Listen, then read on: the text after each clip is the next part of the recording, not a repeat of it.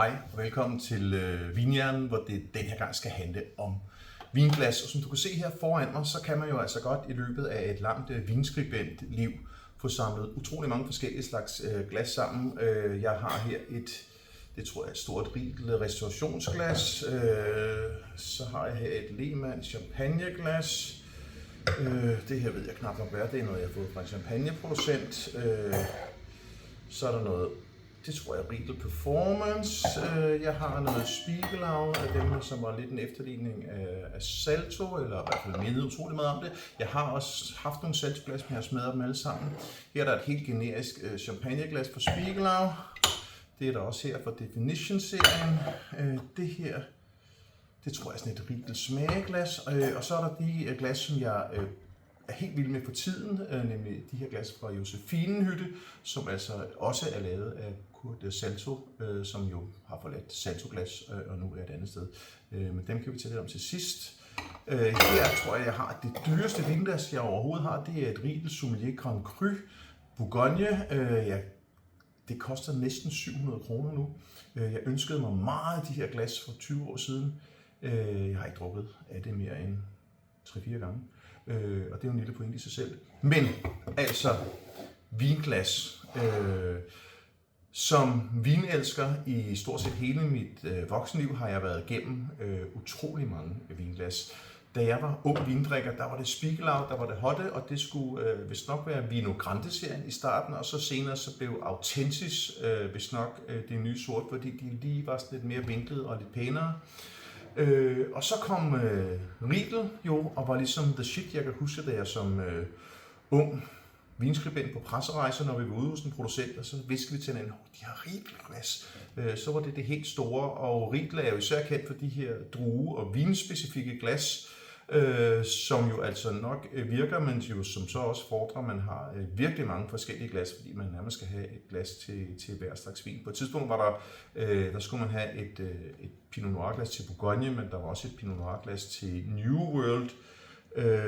Pinot, det tror jeg faktisk måske står her et eller andet sted. Det er det her, New World Pinot. Og så er der så det, vi kan jo lige prøve at sammenligne de her to. Så er der Riedel Performance Pinot Noir. De ligner meget hinanden. Performance-glas har jo den her lidt rillede, forlængede inderside, som gør, at man kan cirkle vinen lidt bedre. Efter Riedel, så var det jo Salto. Alle skulle have Salto. Michelin-restauranter, du fik Salto-glas. Fine, tynde og meget, meget lækre glas at drikke af. Og som sagt, jeg har altså ikke flere tilbage. Men altså deres Bourgogne-glas så nogenlunde sådan her ud. Jeg har deres... Jeg troede, jeg havde taget Bordeaux-glassen med. Det har jeg her på Bordeaux-glasset. Det her det er altså så Spiegelau Definition, men Saltos glas lignede i hvert fald på sådan en video her fuldstændig. Og så var der så universalglasset. Det her universalglas, som altså er fra Spiegelau Definition, det har været mit go-to smageglas på rigtig mange af de vinanmeldelser, over 1000 vinanmeldelser, der ligger på Vinhjernen. Der starter jeg altid med det her glas, og så tænker jeg, men det er noget, der fortjener et lidt større glas, og så er jeg helt glad for at drikke det her. Så de her, de er nærmest tyndslidte. Men altså Salto var så the shit, og så lavede Spiegelau jo altså så deres Definition-serie, som mindede mistænkende meget om, så meget, at det endte i en retssag. I mellemtiden, og jeg er ikke kronologien her helt på plads, så lad være at hænge der i detaljerne, men i mellemtiden så forlod Kurt Salto, som altså lagde navn til Saltoglas, så forlod han den biks, lod navnet blive og laver nu glas hos Josephinenhütte. Og det er dem, som jeg har her, som jo altså er genkendelige på det her lille knæk. Det her, det er rødvinsglasset. Det her, det er hvidvinsglasset, og et eller andet sted, så er der et universalglas. Det har jeg her, og der er sørme også et champagneglas, som er måske det, der ser mest apart ud, men som faktisk er vanvittigt godt at drikke champagne af. Så har jeg et digestivglas derude også, og det er også helt fint. Det har jeg ikke fået indvidet så meget. Men altså, glas væg til væg, glas her hos mig, og en lang glasrejse har jeg været igennem. Og hvor er jeg så i dag? Sidder du derude og spørger, så jeg næsten kan høre det helt hen på Østerbro? Jamen, jeg er faktisk der, hvor det gerne må være nemt. Jeg orker ikke længere at skulle finde det rigtige glas til den rigtige vin, men jeg vil gerne drikke af et glas, som ligesom eksponerer vinen, og som jeg synes er pænt. Og ja, så kan jeg godt lide spinkelglas. Så derfor er mit nye go-to-glas for tiden, altså det her universalglas fra Josephinehytte, som nu er det, jeg altid lægger ud i, når jeg smager vine til anmeldelserne på Vinhjernen. Jeg har stadigvæk alle de her glas stående, og jeg har endnu flere oppe i mit loftsrum, hvor jeg blandt andet har de gamle Spiegelau, både Vigno Grande og Authentisch, og det er meget fint, når der er store fester og sådan noget, man lige kan hive et lager ned i dem. Eller hvis jeg er ude og lave en smagning, at jeg så kan tage et læs hæderligt glas med. Og nu nærmer vi os pointen, fordi det vigtigste ved et vinglas er jo sådan set egentlig, at det tillader, at man kan lugte til vinen og finde ud af, hvad den dufter af. Og det kan man jo bedst i det, som i vinskribentmunde hedder et tulipanformet glas, altså et, som er bredere for neden og så snæver lidt ind for oven. Og det er der jo mange af de her glas, der sådan set, det gør de stort set alle sammen. Og så kan man selvfølgelig godt gøre som Riedel, at man kan nørde lidt, og så kan man sige, at Stor Bourgogne fortjener sådan et glas her til 700 kroner, og Chardonnay fortjener et glas, der er sådan mere pokalformet og med lidt større åbning. Og jeg har jo testet alle de her glas, og de fungerer, så jeg skal ikke sige noget dårligt om dem. Jeg er bare ikke et sted, hvor jeg kan overskue, at jeg skal have et Chardonnay-glas og et Riesling-glas og et ny og gammelt Pinot-glas og et modent Bordeaux-glas og hvad der nu ellers er. Det kan jeg ikke længere overskue. Så stødte jeg på de her glas fra Josephinehytte for nylig, og det er også relativt dyre glas. Indtil videre er det lykkedes mig ikke at slå nogle af dem i stykker. Jeg håber, jeg kan blive ved med det. Og i starten, skal jeg også være ærlig sige, var jeg ikke sådan super fan af udseendet, men og jeg vender mig til dem, synes jeg faktisk, de er super flotte. Og lige nu er det altså mine go-to-glas. Men når jeg anmelder vine, så kan jeg sagtens finde på at fise ud på glashylderne og sige, men det her, det er jo en stor woody Chardonnay. Skulle man lige prøve at smide den op i Riedels glasserie, sådan, så jeg kan få alle nuancerne med, inden jeg sætter mig ned og skriver mine anmeldelser til dig. Men jeg ved jo også godt, at den almindelige vinbruger derhjemme nok har et sæt gode glas, men ikke så vanvittigt mange forskellige glas som her. Så derfor kan jeg også godt lide faktisk princippet om at smage i et rigtig godt glas, som fungerer til rigtig mange forskellige vine, og så give dig mine indtryk fra vinen i sådan et glas. Så hvad er mit råd til dig? Jamen mit råd til dig, det er at finde ud af, hvad vil du bruge af penge på glas? Vil du købe Riedel-glas til 700 kroner stykket, eller har du mere lyst til at købe Spiegelau-glas til godt en 100 mand? Jeg tror, det koster 130 kroner stykket her. Jeg har da lidt sådan, at ens vinglas skal ikke være dyrere, end at man kan tåle at slå dem i stykker. Eller at de er så robuste, så de ikke gør stykker. Men man skal det lyder mærkeligt at sige, men jeg synes, man skal have råd til at kunne vælte sin vinglas, eller der ryger et i opvasken i ny og næ. Fordi ellers så bliver det sådan, at hver eneste gang man sætter sine dyre glas på bordet, så siger man og passer på, at der må ikke være børn, der hiver i duen, eller hunde, der lover med hanen, og man er så ængstelig over de her glas. Det var sådan, jeg havde det med alle mine Riedel Grand Cru, som jeg både har haft i Bourgogne og i Cabernet. Heldigvis er de relativt robuste, men jeg har dog smadret nogen på en romantisk hoteltur, hvor jeg havde en pissegod flaske vin med og et par ordentlige glas at drikke den af, så der kom frem, så var stilken knækket. Heldigvis kunne vi stadigvæk drikke koppen. Men altså, mit råd til dig, køb nogle glas, som du kan leve med, går i stykker i ny og næ. Skal man have nogle hverdagsglas og nogle bedre glas til gæster? Det kunne man jo godt have, man kunne argumentere for, at det er, når man har gæster, og man bliver mest beruset, så er der større risiko for, at man får smadret noget. Men det kan man da godt. Det kommer også til den på, hvor meget plads har du derhjemme. Så hvor mange hyldemeter vil du afse til din vinglas?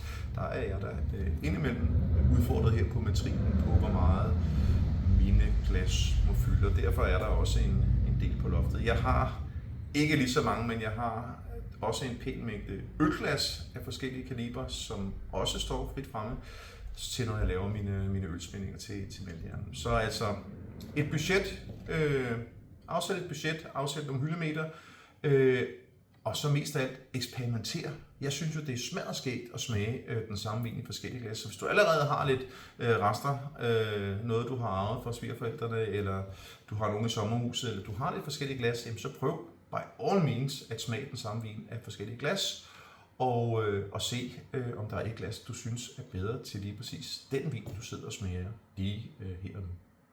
Og så kunne jeg jo lige slutte den her video af med at demonstrere, hvordan jeg egentlig gør, når jeg smager vine på vinhjernen. Jeg smager jo som regel blindt, og det vil sige, at jeg tager et tilfældigt antal vine over fra anmelderregionerne her over hjørnet, putter dem i strømper og smager på dem for ikke at være forudindtaget af, at jeg ved, den kommer fra den forhandler, der de sender altid gode vine, eller her jeg ved, det er noget fra Loire, det plejer jeg at være vild med. Jeg kan godt lide at starte vinen uden at have nogen idé om, hvad det er, og så kan jeg så, når den er i det første glas, beslutte mig for, skal jeg prøve at smage den her vin i et andet glas, for at se, om det ændrer lidt ved oplevelsen. Nu er den her altså ikke blind, men det er en Spätburgunder fra Tyskland, fra et hus, der hedder Fannebecker. Jeg tror, det er Vinova, der har sendt den til mig. Der skal nok komme en anmeldelse på vinhjernen. Men det jeg så typisk gør, så er den her i en sort strømpe. Så har jeg mit universalglas foran mig, og så starter jeg lige med at se, hvordan vinen så agerer i det. Og det kunne jeg da lige prøve med den her også. Og her kan man da i hvert fald med det samme lugte, at det er Pinot Noir. Det er jo også nemt nok for mig at sidde og sige her, når nu jeg har fortalt dig det. Men den er også lidt reduktiv. Saftig, masser af jordbær.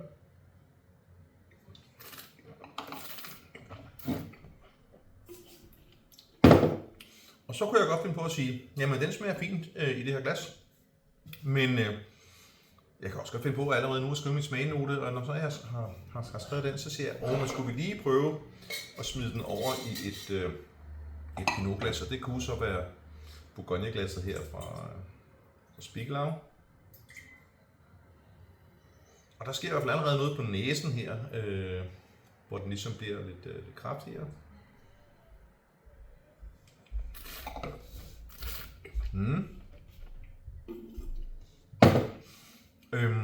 Det fungerer sådan set også udmærket. Så kunne vi jo lige prøve at teste. Skulle vi tage bare begge? Skulle vi tage det gamle Riedel New World Pinot og se, hvordan den opfører sig der? Burde måske lige have valideret glasset lidt, men altså de er relativt rene.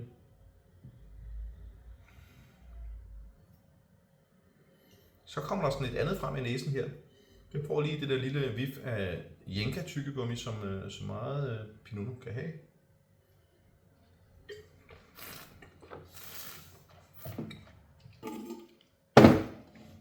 Ja, det er sådan set også en helt fin oplevelse. Og så kunne vi jo tage, nu løber jeg tør for vin, men vi kunne da lige tage Riedel Performance Pinotglasset.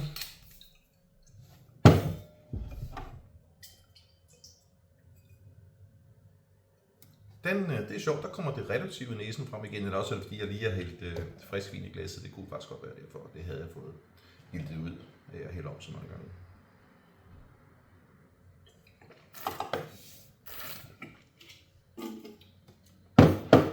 Giver sådan lidt mere fokus på frugten umiddelbart. Og så nupper jeg så lige her til sidst rødvinsglasset fra Josefine Hytte. Og i modsætning til så mange andre, så har Josefine Hytte altså kun ét rødvinsglas, og jeg er jo vant til at have, jeg har i dekader haft både Bordeaux-glas og Bourgogne-glas. Nu skal jeg vende mig til, at der kun er ét, og jeg skal også have testet sådan i grundighed, om jeg synes, det her ene glas fungerer. Umiddelbart så synes jeg, at det er en fin oplevelse.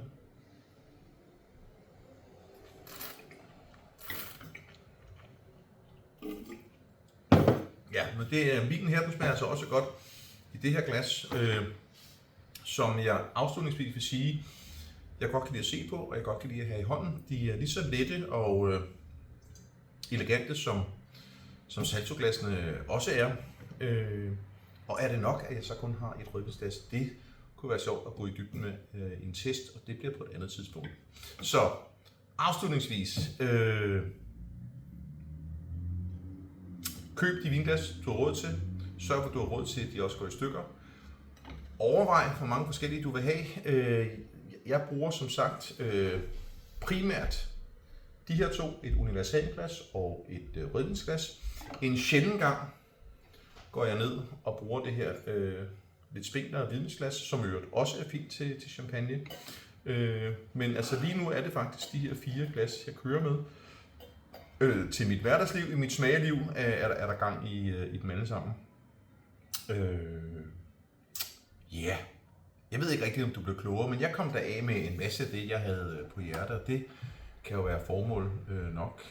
Så vil jeg lige i allersidst moment lige gøre dig opmærksom på, at alle mine anmeldelser fra Instagram, altså over 1000 vinanmeldelser, om ikke særlig længe vil kunne findes i en webapp, som hedder Vinhjernen, og som du kan installere på din telefon, som om det var en rigtig app, men det er altså bare et link til en hjemmeside, men den er mobilvenlig, og der er mulighed for at søge på både region og drue og vinens navn og producenten og forhandleren og alt muligt andet. Du kan se alle mine point og alle mine stjerner. Du kan se, hvis jeg har anbefalet, at vinen passer til noget specifikt. Og den gave, det har givet mig, det er, at for alle de fremtidige vinanmeldelser, så har jeg nu fået en struktur på, hvor jeg ligesom skriver anmeldelsen i samme struktur, og hvis der er et godt oplagt kulinarisk match, så kommer det altså også på hver gang nu fremadrettet.